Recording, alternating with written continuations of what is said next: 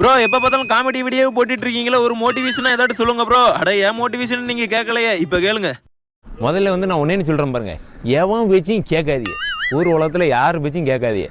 இப்போ அவன் இதை சொல்லுவானோ இவன் அதை சொல்லுவானோ யார் என்ன சொல்லுவானோ விட்டுருங்க ஃபஸ்ட்டு. அதான் மெயின் காரணமே. சொல்கிறவன் அம்மன் ஜல்லிக்கு கூட சோறு போட மாட்டான். சொல்கிறேன் அம்மன் ஜல்லி கூட சோறு போட மாட்டான்.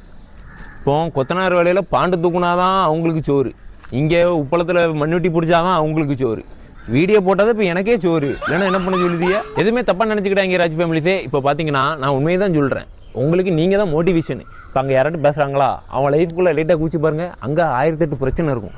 அதை எதுவும் பார்க்க மாட்டாங்க. ஆனால் இங்கே பேசுவான்ல, அக்கா அவன் பையனை பார்த்தியா, அவன் பிள்ளைய பார்த்தியா, ஏ அப்படி ஏ இப்படி அங்கே அவன் ஜல்லிக்கும் பிரச்சனை கிடையாது.